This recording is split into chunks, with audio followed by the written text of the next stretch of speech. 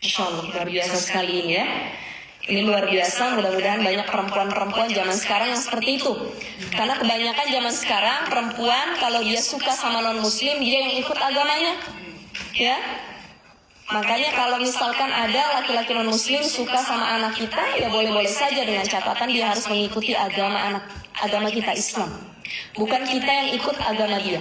Kalau memang tidak ada yang mau mengalah salah satunya, ya udah, di-cut aja, diakhirin hubungannya. Jangan sampai kita menggadaikan akidah ataupun agama kita. Toleransi boleh, tapi dalam hal akidah itu dilarang dan tidak diperbolehkan. Ummu Sulaim nikah sama Abu Talha punya anak. Nah, anaknya ini yang meninggal. Ya, kita lanjut. Wahia ummu sabi wa askanu ma kana faqarabat lahu al-'asha'a fata'asha thumma asaba minha. Kemudian istrinya Ummu Sulaim itu menghidangkan makanan, ya. Kemudian setelah selesai makan, istrinya berkata, kuburkanlah anak itu. Nah, begini kisahnya. Jadi ketika Abu Talha itu pulang, kan dia nanya nih bu, namanya suami ya, pulang dari masjid, bagaimana keadaan kondisi anak kita? Kata Ummu Sulaim, dia sudah tenang, ya. Askanu makana faqarabat lahu al-'asha.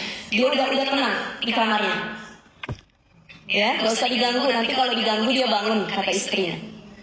Akhirnya istrinya sudah menyiapkan makanan yang enak untuk suaminya. Ini buah kesabaran dari Ummu Sulaim. Jadi ketika anaknya meninggal, Ummu Sulaim nangis berurai air mata. Sakit pedih hati seorang ibu ditinggal seorang anaknya. Ketika dia meninggal, kata saudara-saudaranya bilang gini, wahai Ummu Sulaim, kasih tahu Abu Talha. Samperin, gak usah katanya, tunggu Abu Talha pulang. Biar hati dia tenang, biar hati yang sakit saja katanya. Aku yang sabar, biar, gak apa-apa kata Ummu Sulaim. Nah ketika itu kata saudara-saudaranya, apa kita harus ngasih tahu ke Abu Talha? Kata Ummu Sulaim bilang, gak usah, kalian keep silent aja, diam semuanya, gak usah dia ngomong. Biar aku yang menyampaikan langsung ke Abu Talha nanti kalau dia sudah sampai di rumah. Pulang Abu Talha, disiapkan, dihidangkan makanan oleh Ummu Sulaim. Sudah kenyang suaminya makan, kata Ummu Sulaim, mandilah Abu Talha. Mandilah wahai suamiku, sudah disiapkan. Ketika sudah selesai mandi, Ummu Sulaim berdandan cantik menggoda suaminya, dilayani suaminya di dalam kamar sampai suaminya puas. Ya.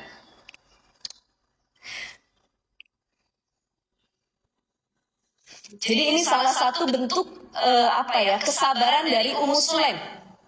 Luar biasa ibu. Kalau saya tanya sama ibu-ibu sekalian ya, misalkan anak kita meninggal, suami kita pulang, apa yang kita lakukan? Langsung,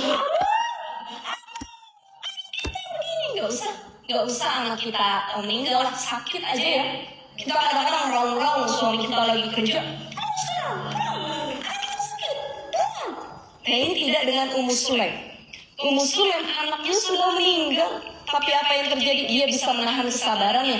Dia tutupi air matanya, dia berdandan yang cantik, dia melayani suaminya. Baru ketika suaminya sudah puas dalam segala hal, sudah dilayani oleh dirinya, istrinya mengatakan kepada suaminya begini, wahai Abu Talha, andai kata ada sesuatu yang dititipkan oleh Allah kemudian diambil lagi, apakah harus dikembalikan? Iya dong, kata Abu Talha. Sebagai manusia kalau kita dititipkan sesuatu, kita harus mengembalikan hal tersebut, gitu. Ya.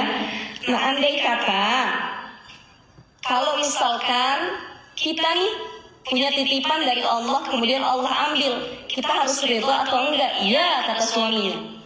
Wahai suamiku, kata Ummu Sulaim, sesungguhnya anak itu adalah titipan. Dan anak yang dititipkan Allah kepada kita itu telah meninggal dunia. Kaget Abu Talha, ya. Kemudian dia marah. Di sini disebutkan, falamma asbaha Abu Talha ata Rasulullah sallallahu alaihi wasallam fa akhbarahu. Ketika sudah pagi harinya, ya anaknya sudah dikubur dan lain sebagainya, sudah selesai pengurusan jenazahnya, Abu Talha datang kepada Rasulullah menceritakan, wahai Rasulullah, aku sangat marah terhadap istriku. Dia tidak mengabarkan kepadaku bahwa anakku telah meninggal dunia. Sudah aku dihidangkan makanan, diberikan pelayanan, baru dia mengatakan bahwa anakku telah meninggal dunia, wahai Rasulullah sallallahu alaihi wasallam. Maka ya faqala Rasulullah sallallahu alaihi wasallam, a'rastumul lailah. Ya. Apakah tadi malam, mohon maaf, kamu juga berhubungan intim, bercampur dengan istrimu? Qala Abu Talha mengatakan, "Na'am." Iya. Semalam sebelum istriku mengabarkan anakku meninggal, kami berhubungan dulu suami istri. Qala Rasulullah sallallahu alaihi wasallam, "Allahumma barik lahuma fawaladat gulam." Rasul mengatakan, "Wahai Allah," dia berdoa, "karuniakanlah pasangan suami istri ini fawaladat gulaman." Setelah itu nggak lama istrinya hamil. Karena berkat doa Rasulullah SAW, dan Rasul sangat takjub dengan kesabaran Ummu Sulaim. Ini yang doain langsung Rasul. Makanya kalau kita dapat musibah, ada doa yang harus kita baca. Apa doa itu? Silahkan dicatat. Allahumma ajirni fi musibati. Allahumma ajirni fi musibati. Ya. Allahumma ajirni fi musibati. Sudah dicatat? Doa ketika mendapat musibah, baik musibahnya kehilangan orang yang disayang atau harta atau apapun, silahkan baca doa ini. Allahumma ajirni fi musibati wakhluf li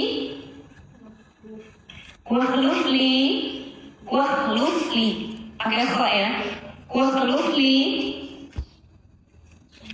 Allahumma ajirni fi musibati wakhluf pakai fa. Wakhluf li khairan minha. Ya, khairan minha.